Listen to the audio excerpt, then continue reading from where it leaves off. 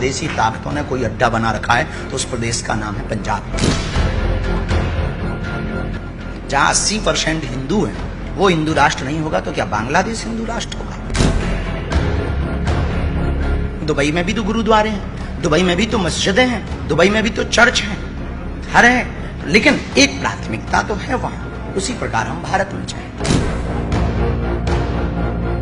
उन्होंने धर्म पूछ करके मारा है, क्यों? क्योंकि हम एकजुट नहीं, इसलिए भारत को हिंदू राष्ट्र चाहिए।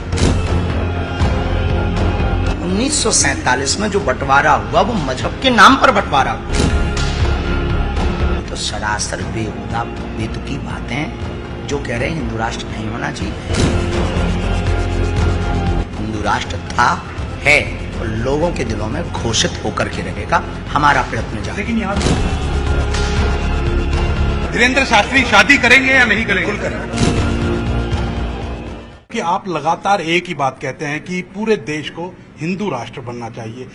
परिभाषा किस तरह से कहना? आप इसको पाकिस्तान बनवाना चाह रहे हैं? भारत हिंदू राष्ट्र नहीं होगा तो कौन सा देश हिंदू राष्ट्र होगा?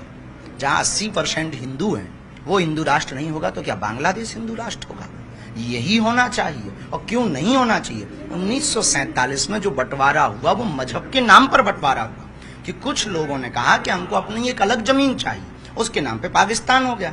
जब मजहब के नाम पर बंटवारा हो गया तो बची हुई जमीन हिंदुस्तान हिंदू राष्ट्र क्यों ना?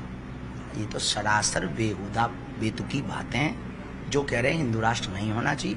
हिंदू राष्ट्र था, है और लोगों के दिलों में घोषित होकर के रहेगा। हमारा प्रयत्न जारी। लेकिन यहाँ तो सिख भी रहते हैं, ईसाई भी रहते हैं, पंजाब पूरे सिख रहते हैं, तो पंजाब के लोग कैसे? वो तो हमारा परिवार है, वो इससे बाहर थोड़ी है, वो हमारे सब अपने हैं। गुरु ग्रंथ साहब की महिमा, 10वें गुरु साहब की महिमा, गुरुद्वारों की परंपरा, उन्हीं परंपराओं के आधार पर, जैसे आप कभी दुबई जाइए, दुबई में भी तो गुरुद्वारे हैं, दुबई में भी तो मस्जिदें हैं, दुबई में भी तो चर्च हैं, हर है, लेकिन एक प्राथमिकता तो है वहां। उसी प्रकार हम भारत में चाहें।